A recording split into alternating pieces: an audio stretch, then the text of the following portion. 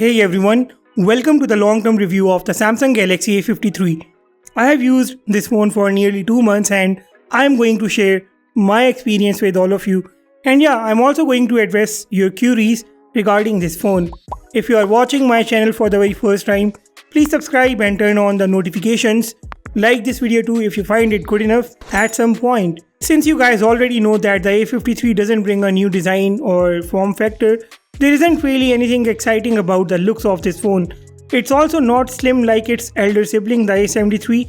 It's a thick phone, but its form factor makes it easy to hold since it's a small phone, and I must say it's a very comfortable phone to use. I haven't dipped my phone in the water, but I've been pouring water onto it every now and then, and the phone is still intact, which means its water resistance works very fine. Samsung took away the headphone jack this year. Some of you were asking me about the use of non-Samsung dongle on this phone. Unfortunately, I have not tested any dongle on this phone because it's been over a year since I made a complete switch from wired headphones to wireless buds, and the wireless connectivity of this phone is good. Also, the speaker output is good. It is exactly what a mid-range should have.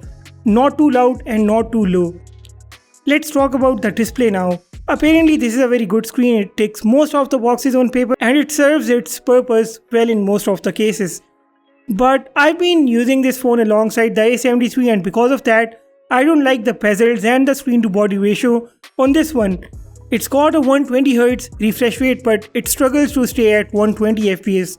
There is an inconsistency in the refresh rate and I think this shouldn't have been there. As you can see, the average refresh rate is somewhere between 90 and 100 only. In fact, it drops below 90 too at times. Media consumption experience is good as it is with all the AMOLED displays. A big downside, however, is the lack of HDR playback. You can't watch any videos in HDR on YouTube. There was a question regarding 2K and 4K playback in the YouTube app. It doesn't allow playing videos higher than 1080p, and even if you had the 2K playback option, the screen was still going to output 1080p, so that option would have been pointless. A53's fingerprint scanner works fine. I also use the Face ID unlock to speed up the unlocking process if my hands are busy, and I recommend you all to do the same. I'm not a fan of haptic feedback on this phone. It takes a tiny bit for the haptic feedback engine to start working and it's just not good. It feels so cheap, so I keep it disabled instead. To date, my A53 5G has got a couple of software updates. The software updates did not bring any major changes except for performance stability and bug fixes according to Samsung. The phone runs on Android 12.1 UI 4.1 out of the box, and the best thing about this phone is that it will receive Android updates all the way up to Android 16. Now Samsung has added a couple of software features like the remaster images and object eraser to make the new A series stand apart from the crowd, but I think this is not enough. This phone should have gotten some more good features, especially in the camera app, which still lacks the RAW format for the Pro mode, the ability to automatically detect motion while recording a slow-mo, and director's view feature. Furthermore, Samsung hasn't fixed the 4K video stability of the A53. It looks terrible on this phone. It looks as if Samsung forgot to enable the EIS in the 4K mode, let alone the OIS. The only mode with good stability for the videos is 1080p at 30 frames per second. Now the image result of this phone is just fine. It captures highly saturated images and its dynamic range is slightly better than its siblings. The front camera also takes very nice selfies. The night mode of this phone is not so good. It's very poor. The low light performance is not so great, and I would like to reiterate that the video recording is pathetic and that needs to be fixed as soon as possible. The use of Exynos 1280 on the A53 5G has received mixed reactions from the consumers. Exynos chipsets are not known for good performance and stability, and whenever I test a phone with Exynos chip, I always have a critical mindset.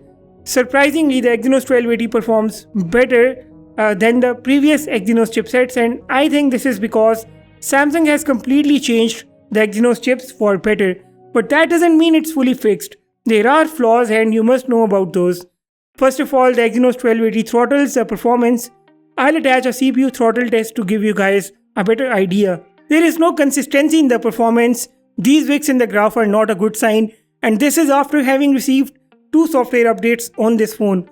Furthermore, this chipset and its GPU do not allow gaming with high-end graphics. For example, you won't get 60 FPS from any game on this phone. You can only game at 30 frames per second and graphics look equally bad. The games do not lag a lot or stutter, and some of you were concerned about the game optimization. I could not find any big issues while playing the games. I just didn't like the graphics. The games play fine within those limitations, and I think it depends on the game developers to optimize their game for the CPU and GPU architecture of this device. There was a question specific to the PUBG Mobile. I have played the game on this phone, and like I said, it runs on it, but it seems kinda slow, probably because of the FPS limitation, and the graphics look so poor, as if I'm playing the game on a $200 smartphone. Water and greenery looks horrible on the PUBG Mobile. Furthermore, the A53 5G does not heat up. Now this may come as a surprise to many of you. This is something unheard of when it comes to Exynos chipsets. It does pick up heat, but that's very normal and not a cause for worry. The use of UFS 2.1 storage standard is something I don't like. I have talked about it in all of my previous videos. You can experience a lag while copying files to and from the Galaxy A53. The RAM is DDR4 and there is RAM Plus option that I have never used because I never really felt the need for that. For me, the 6 gigs of RAM are good enough. Battery output of the A53 5G is surprisingly good. I think it's good for 2 reasons. The first reason is obvious, the addition of a 5000 mAh battery, and the second reason is that this phone, despite having a 120Hz display, doesn't run at 120Hz all the time. The refresh rate inconsistency helps it last longer. Odd, but I think that's a blessing in a disguise. Jokes apart, the battery output is definitely better than the A52s 5G, as it was proven in my battery drain test too.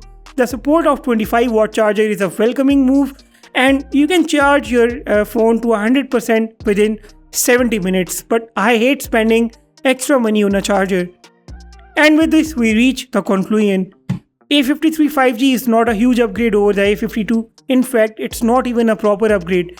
It's still inferior to the likes of A52s 5G. There are a lot of issues that Samsung needs to address via software updates, for example, that inconsistent refresh rate and the 4K video stabilization. Samsung will definitely fix these issues, but it depends when the manufacturer realizes that these issues are real and they do exist. Galaxy A53 5G was launched with a price tag of $450. The price has dropped down to $350, but only in the US. In most other countries, the price is still equal to $450, which in my opinion is not a good price for this phone, especially with all those limitations that I explained above. I think the A52s 5G, if available in your region, is still a 10 times better device than the A53, and you should pick that. But if the price of the A53 has dropped down to an equivalent of $350 in your region, you may consider this phone too, as this is a price point that actually makes sense for this phone. And that's all from my side. Drop your own feedback about this phone in the comments. Make sure to subscribe and like. With that being said, I will sign off and see you all in the next one.